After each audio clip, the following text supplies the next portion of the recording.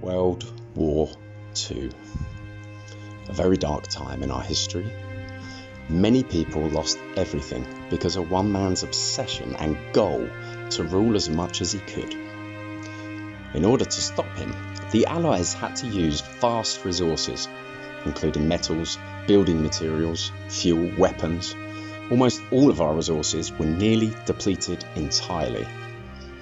Some people say the war, in fact most wars, are usually won by the side with the most resources. And this is the reason why Hitler was so obsessed with hoovering up all the resources. He especially liked shiny things, such as gold, silver, copper, treasure, paintings. Anything valuable, he took. But ultimately, it meant after the war, we had hardly any building materials or any copper. Now this led to a problem, and the solution was a set of committees led by Lord Reith, contributed by people like Caroline Hazlitt, a very inspirational woman in the world of electrical engineering. Look her up. So they were talking about some really seminal ideas at the time: environmental awareness, sustainability, and generally just saving on materials. The outcome of those committees was the beginnings of BS 1363, and more importantly for this video, the ring final circuit.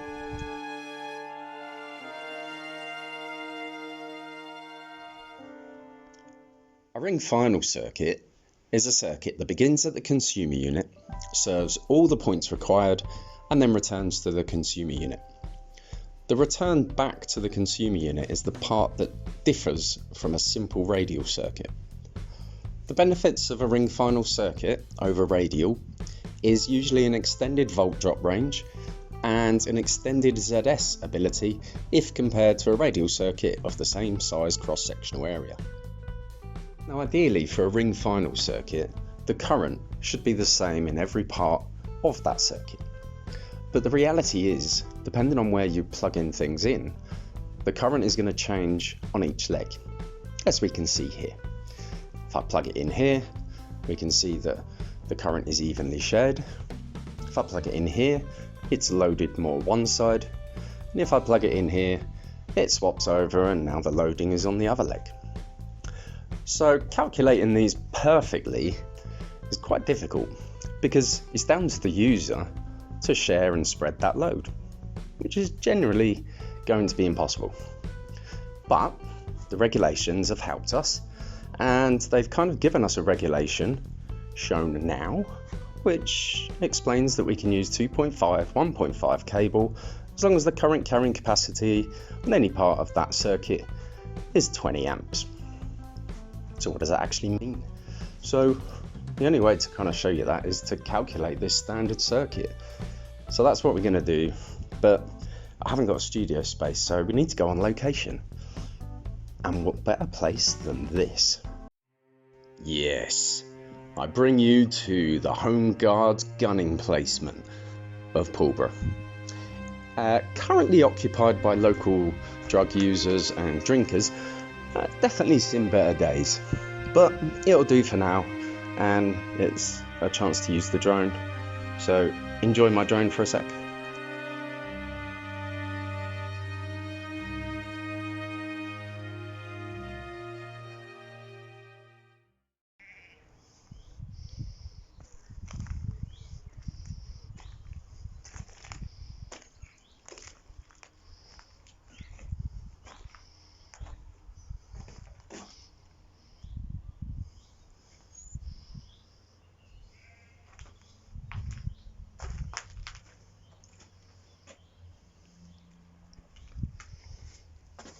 Right, let's do design. What the hell am I doing? It's disgusting. I'm going home. I can catch some sort of disease.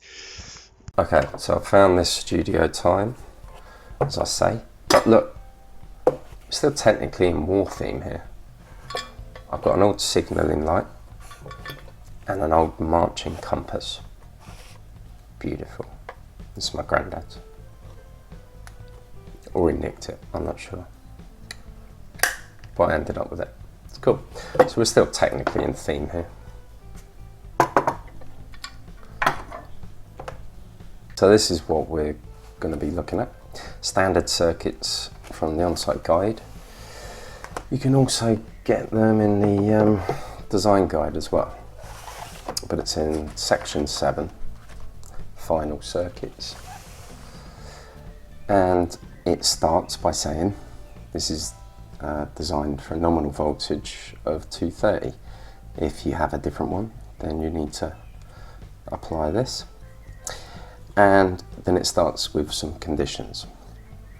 The installation must form part of a TNCS system with a typical maximum external earth fault loop impedance, or ZE, of 0.35 ohms, or a TNS system with a typical maximum external earth fault loop impedance, ZE, of 0.8,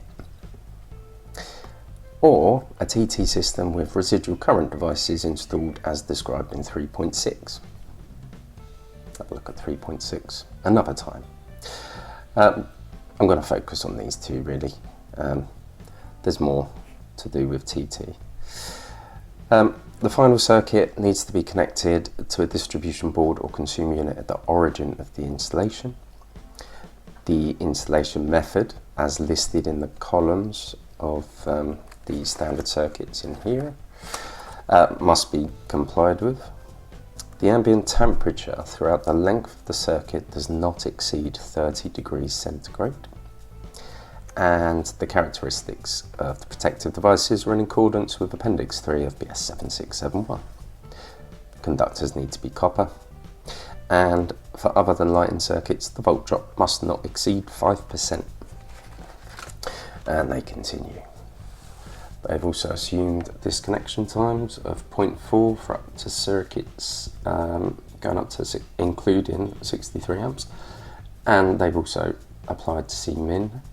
And there's a little note here that reminds us this comes from ESCRA 2002, and the current value is 0.95.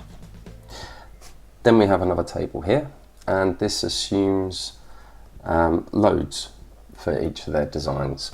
So the one we're interested in is this one here with these devices, 60898, 61009.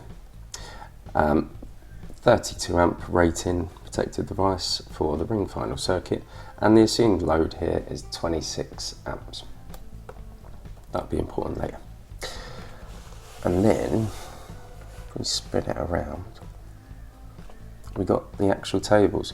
So it starts with the ring final circuits, but let's just go through these headings at the top.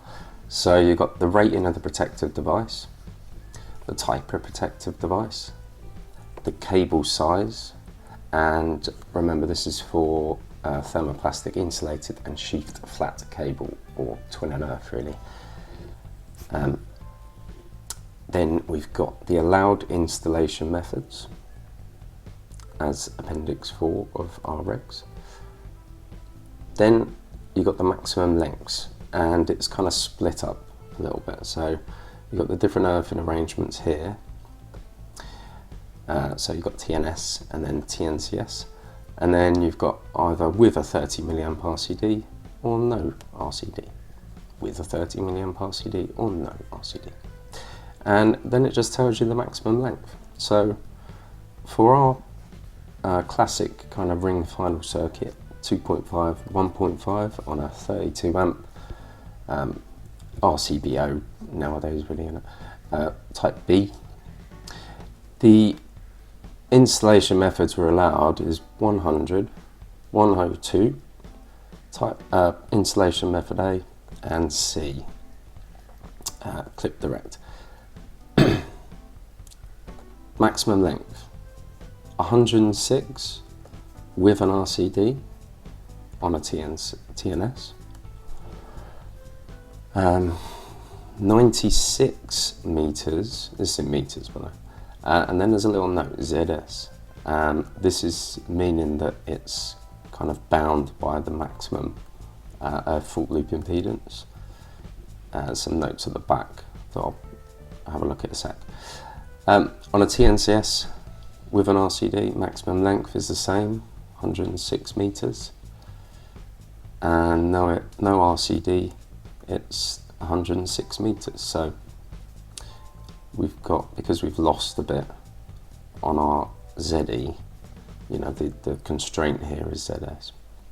So let's have a look at these little weird note things, because you've got a few of them. You've got ZS, VD, and I think there's a AD somewhere. But there we go. So we've got some information about those little things here. So if you see AD, it's limited by the reduced CSA of the protective conductor, so the adiabatic limit. OL means cable device load combination not allowed in any of the installation conditions. If you see the ZS, then it's limited by earth fault loop impedance. SC, limited by line to neutral loop impedance or short circuit loop impedance. NP, not permitted. VD means the constraint is volt drop, but they haven't put VD there. They've put volt drop is the limiting constraint on the circuit cable. Oh, okay, that makes more sense. So basically they're all limited on volt drop unless you see one of them symbols. Got there. You can tell I use these a lot. So let's just go back to the one we're looking at. So maximum length then, 106. So let's just try and pick this apart and see how they kind of found that out. So to pick it apart, we can have a look at the IET's design guide. Now this one's a little bit out of date, but for this circuit, it won't have changed. And they've actually got an example here of how they did it. So they've got a ring final circuit wired with thermoplastic insulated cable as per table 4D5, enclosed in a conduit in an insulated wall and protected by a 32 amp circuit breaker. The cable rating must equal or exceed 20 amps. The cable rating, IT, is calculated using equation 2.4.3 here. They've assumed that all factors equal 1, so they're not applying any factors. Then our IT needs to be equal to or greater than 20 amps. And then they've referred to table 4D5, column 7, and they're saying a 2.5 millimeters squared cable is adequate. Let's have a look at that table, shall we? There's a copy of it in here, I'm sure. Do they all comply?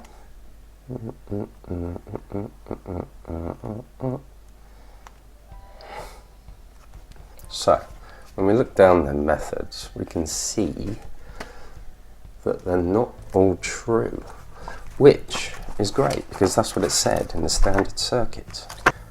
See? Okay, going back.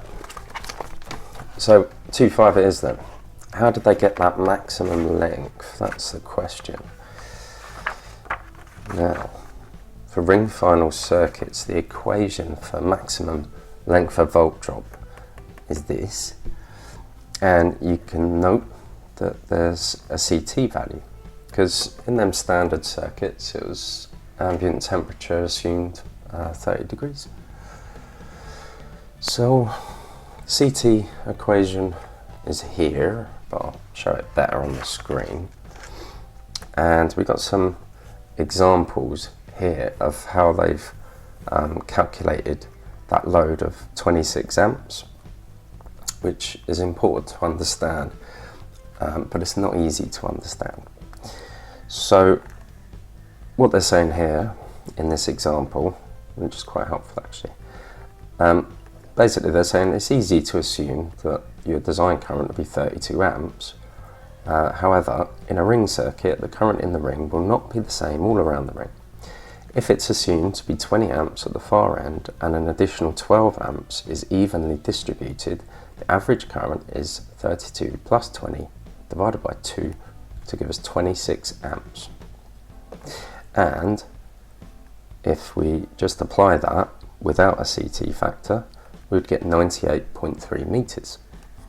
And it goes on to say if it's wished to calculate CT, and assuming all the other factors are 1. IT is 20 amps, reference method A. Cable IB is 26/2. So if you want to use the CT factor, this is what you use. So how would that look as an equation? Well, like this.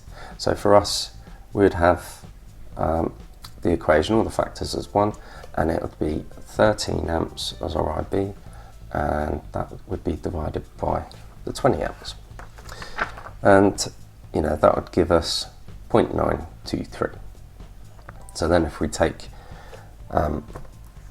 the example without the CT factor, 98.3, divide it by that factor, we'd end up with 106.5 meters. Now, that's not easy to get your head around. So there's a little graphic that I've come up with, but it's kind of like a video in itself, so I don't want to fixate on it, but scan through it, drop me some comments in the comments box and I'll try and elaborate it for you. So that's where they've got all this from. That's the standard circuit, but the limitations are there. They haven't applied any factors, so if you've got grouping and things like that going on, then you'd have to apply them. And those installation methods are really important. For most of the time, nothing bad happens. But just be aware of the limitations of that circuit. Now, the standard circuits are there for lots of different things, not just ring final circuits. So definitely worth having a look through, because it'll save you loads of design time, because you can just use them. And that's the whole point of them, really. Someone's done all the hard work for you. Fantastic. So, next on this video, what I'm going to do is go for a classic exam type question. Okay, so this is the question, and I pre-wrote it out because some people commented that it's kind of painfully slow watching me write these things out. But this is an exam question I found recently, and it did make me giggle because it's just not going to happen. This is what it is. A ring final circuit is to be installed from a remote DB to feed 13 amp BS1363 socket outlets, so standard socket outlets, within an industrial environment. The circuit will use 70 degrees C thermoplastic non-armoured single core copper conductors. Containment will be metallic trunking and conduit with 3 other loaded circuits. So, kind of factory room, you've got metal trunking going all the way around the walls, and then conduit drops down to sockets. Very common. Total length will be 89 meters and ambient temperature of 35 degrees C. So whereas with the standard circuit we didn't apply any factors, now we've got a grouping factor, we've probably got an ambient temperature factor. So how much is that going to matter, I suppose? Volt drop at the submain is 5.9 volts. So we've already lost some of our maximum volt drop, and that's taken into account of this new circuit. Circuit protection will be 32 amp BSEN 61009 type B with a type A RCD protection. The ZS at dB is 0.18 ohms. So again, we've lost that off our ZS. And the prospective fault current at the origin of the circuit is 1.9 kiloamps. So then it goes on to say, determine for this circuit the method of installation reference, as per BS 7671 probably, the rating factors that apply. And we've already identified, let's just pick out the key points here. So it's BS 1363. We are non-armoured single core conductors. The industrial environment bit would come into design, but they've already told us the containment and everything. grouping factor, 3 other loaded circuits, and this ambient temperature, pick out that volt drop, protected device so we can get our max ZS, the ZS at dB, the fault current. Okay. So we picked all the best bits out. Good idea to do that in an exam, because when you're a bit stressed you might miss the numbers or confuse the numbers, so just highlighting them really helps. Well, it helps me. So they want the rating factors that apply. They want the table number and columns used to select current, carrying capacity and volt drop from BS7671. They want the minimum size of live conductors for current, carrying capacity. They want the actual volt drop. They want the minimum permissible size CPC for this circuit. So they're not saying which one would you actually install, just minimum permissible based on the maths really. Work out the actual ZS for the circuit and check its suitability for thermal constraints to Reg 543.1.3 or adiabatic for anyone else. Okay, so let's have a little answer of this then. Method of installation reference. Well, have a look in the regs for that, but it's installation reference method B. Any kind of trunking conduit on the surface is going to be B.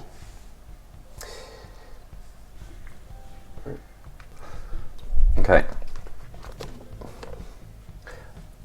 let's answer this. So let's have a look at this A, method of installation reference. Okay, part 4, appendix 4, I mean.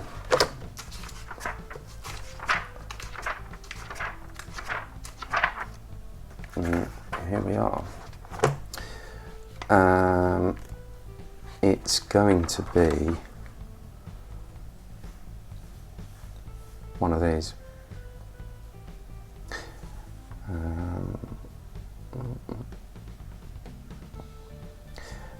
Yeah, they're all B. Multi-core, B, B, it's B. The answer is B.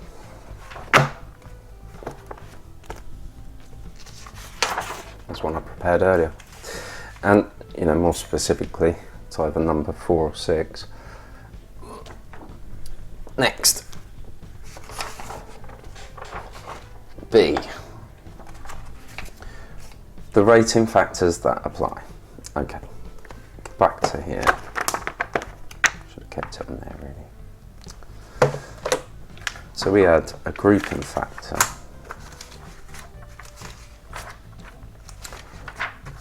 And an ambient temperature factor.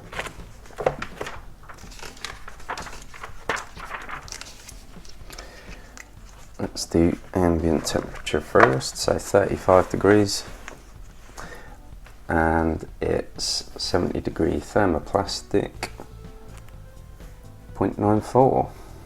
Okay, remember that. 0.94. Let's get that grouping. 4C1, because they're loaded. Now 3 other circuits, so that makes 4 with ours. Bunched in air on a surface embedded or enclosed. Yep, that one. 0.65. So we've got 0.94 and 0.65.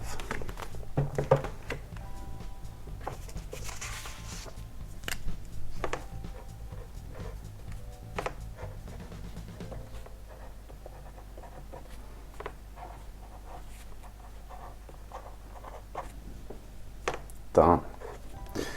So C. Well, we need table 4D1A because we're non-armoured single core.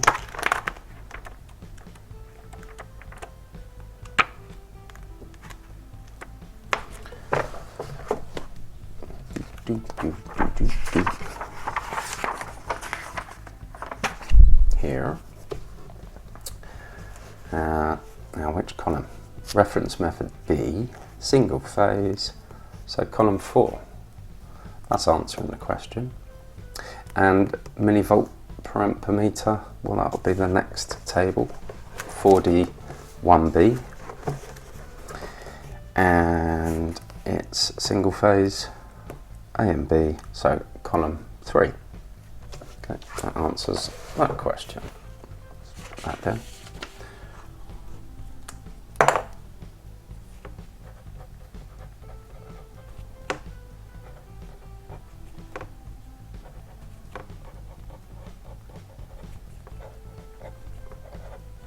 Okay. Now, D, minimum size live conductors for current carrying capacity. Right. So, well, we need to work that out first, don't we? We need our IZ.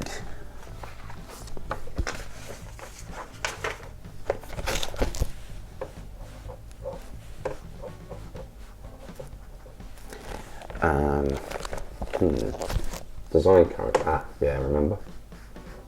433.1.204. 20 amps.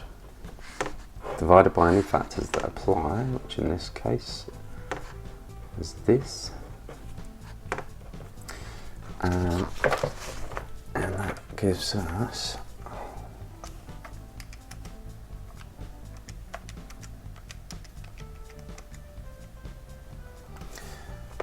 32.73 amps.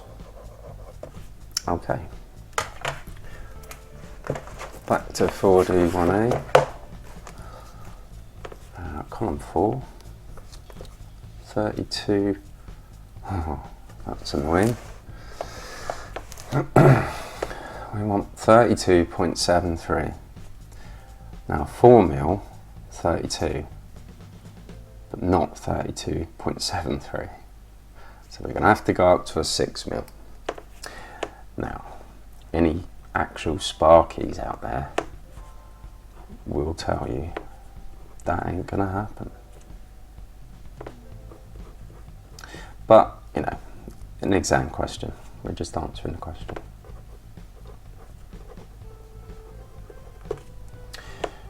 Okay. E. Question. Actual voltage drop. Gotcha.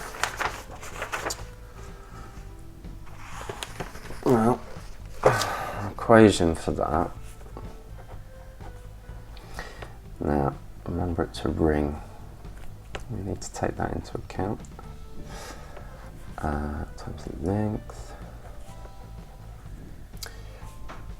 Now, we can apply a CT factor, and I probably will, but we need to take into account the fact it's a ring, so I'm going to put the ring length in there and stuff, so we need to essentially divide it by 4 or multiply it by 0.25. It doesn't really matter which, I'm going to go with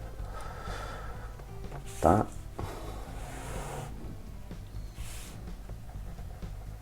For simplicity. Right, CT.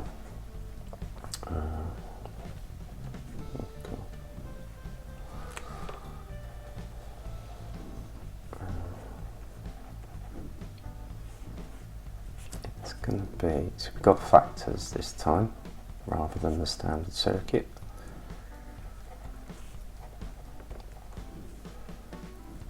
And our currents in play, what are we talking about here?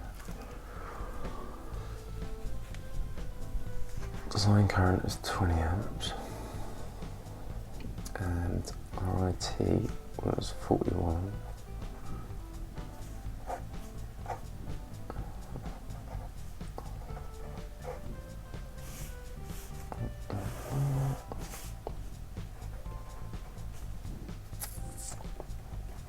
Right.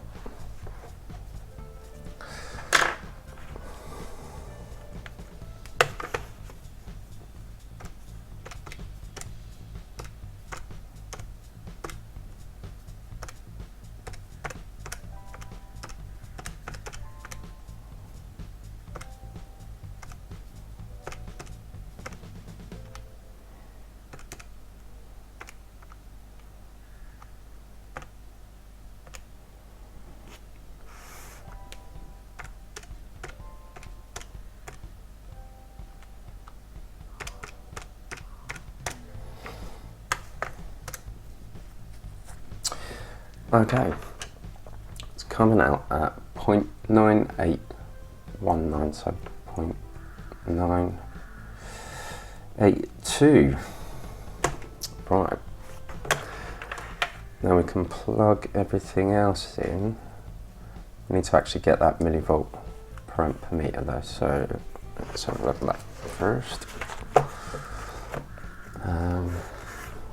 Down here, make sure you can see.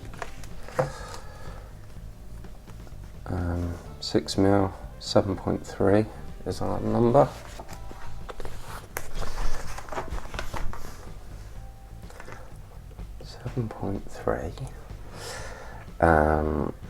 Times 32, because we're going to assume the worst here. Times 89 meters, the length was. Times our CT. Times 0.25 divided by 1,000. That will give us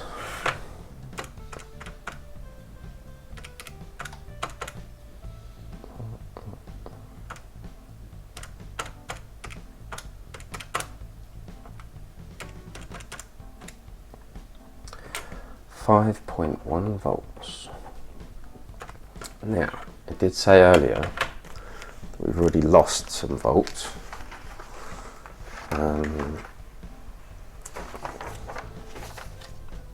5.9 at the start of where this circuit begins. So, total volt drop then. 5.1 plus 5.9. I'll just check it in the calculator, but I think I know the answer. I did know the answer. So we're just inside compliance there. Okay, next.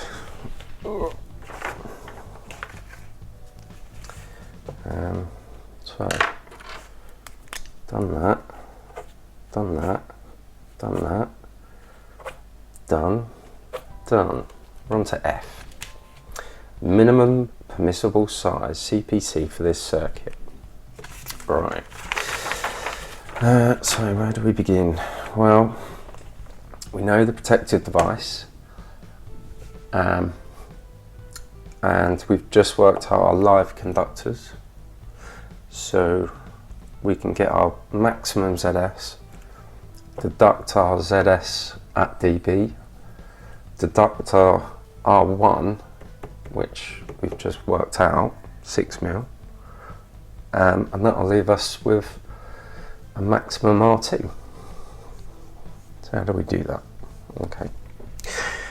Do I need this book anymore? No, I need the other books now, don't I? Gonna need that. Okay, so let's find R1 first. Yeah, let's do that.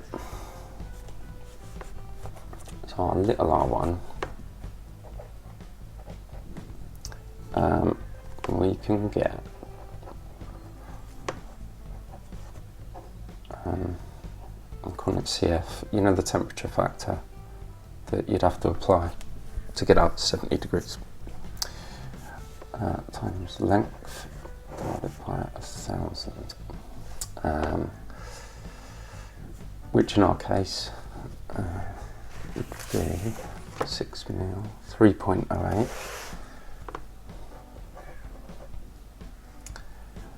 times 1.2, which is on the next page, I3,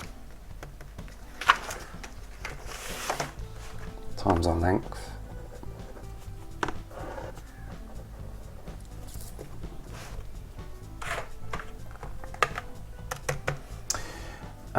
right, 8.88 times 1.2 times 89,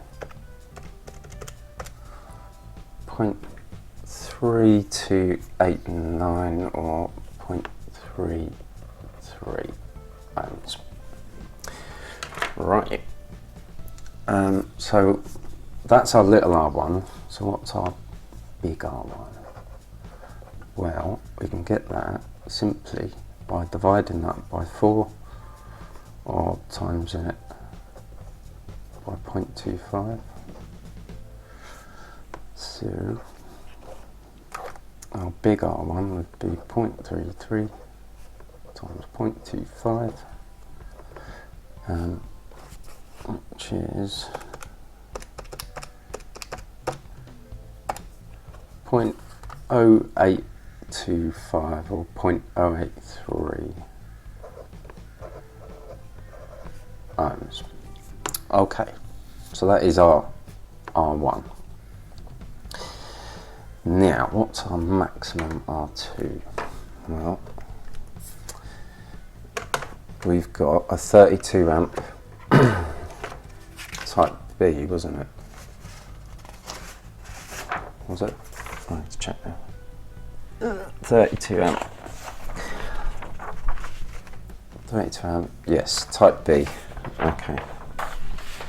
So the max ZS.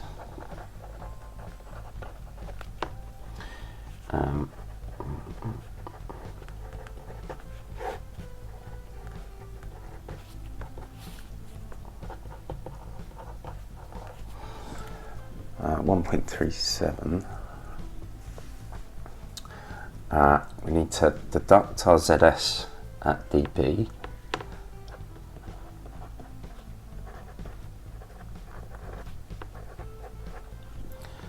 Which was 0.18. So 1.37 minus 0.18 gives us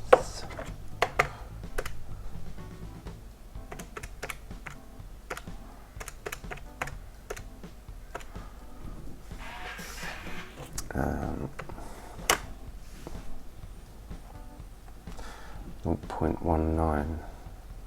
Oh, was that right? 0.37 minus. Okay, yeah, it is right.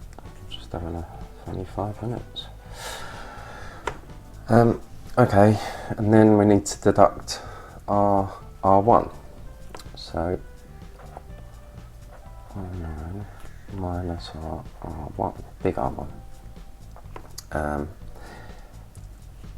which was, I don't know why I keep changing colours, so 0.19 minus 0.083.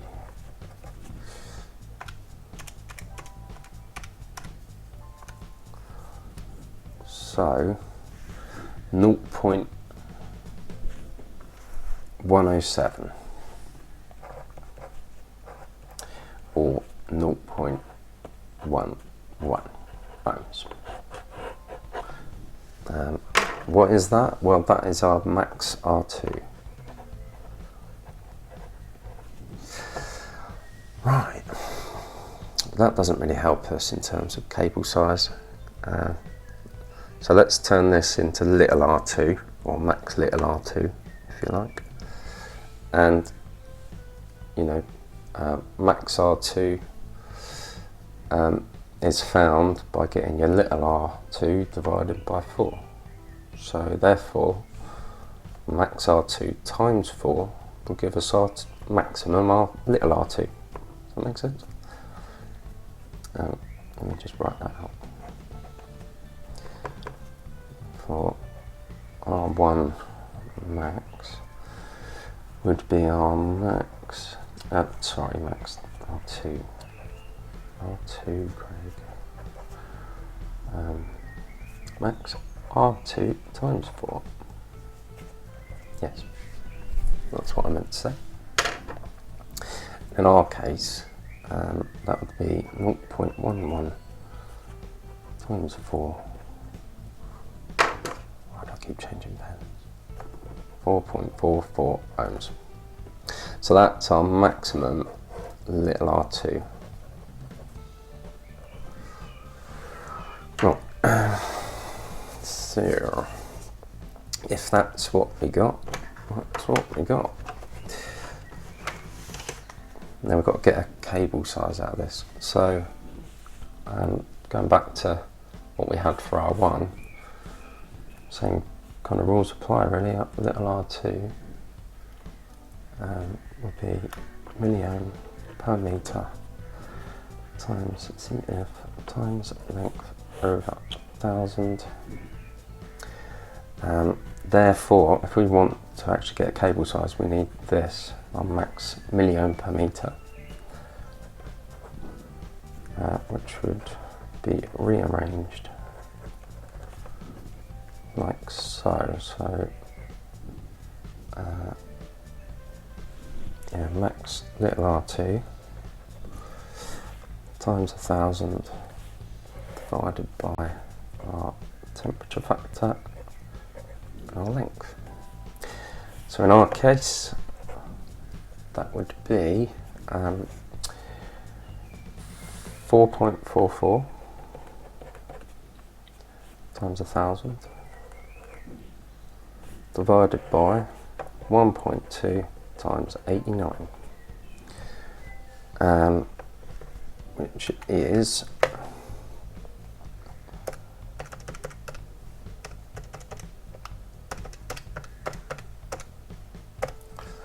41.57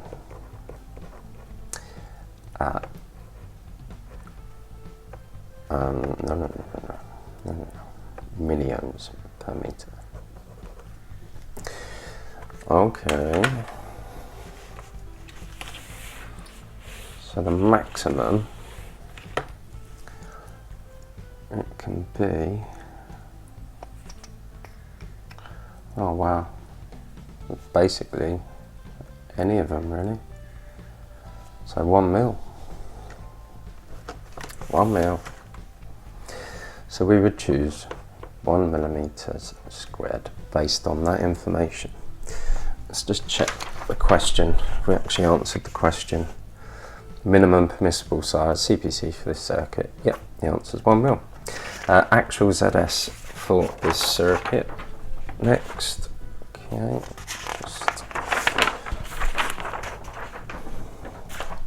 So, what do we know? We know our R1 and our R2. That was 0.33, but actually I haven't worked that out yet. So we chose a 1 mil, so 18.10. We need to calculate the actual. That's the temperature factor times by the length divided by 1,000. So our actual R2 is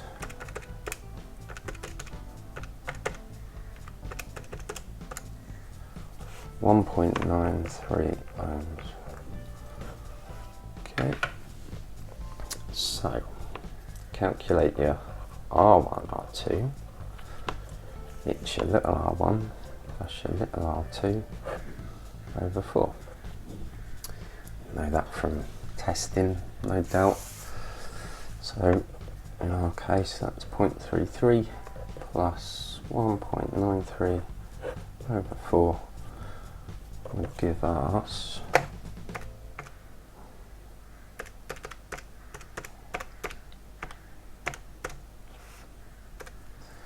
0.57 ohms. Okay, now our ZS, ZS equals, in our case, ZS at dB plus our R1 plus R2. Our ZS at dB was 0.18 plus our 0.57, which gives us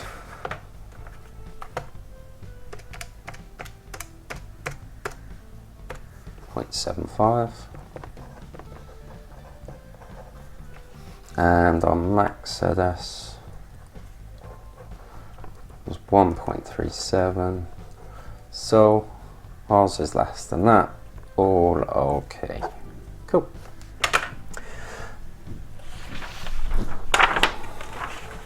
So actual ZS done. And then H, suitability for thermal constraints, weight adiabatic. So H S equals I squared T over K. Now K is 115. You can look it up in the table, but this video is already going on far too long. Now we need to work out our fault current. 230 over our ZS, which is 230 volts divided by 0.75, which gives us a fault current of 306.67 amps. Now, is that enough to disconnect our device instantly? Well, yeah, because we know we're under the max ZS, and that means that our T, we can assume, is that, or quicker, to be honest. So let's plug it in. Now we chose a 1 mil, so we're hoping this comes out less than 1 mil, and that tells us we've got a little bit of capacity left. Does not mean it's the minimum size we could have used. Don't work like that. So square root of 3 6.6 squared times 0.1. 0.84, so yes is the answer. Right, now just, reflecting back on them cable sizes, 6 mil, 1 mil, the CPC's fine, but you try getting 2 6 mils in the back of a socket. Some of the older sockets probably could. In fact, I'm sure I have done a circuit similar to this actually in a factory, but I don't think you're going to have much luck with today's sockets, so we have to think of something else. Okay, I hope that's been informative. If not, let me know. If it is, let me know. Send me comments about questions. I like questions, I like answering them. Have a good day. Cheers.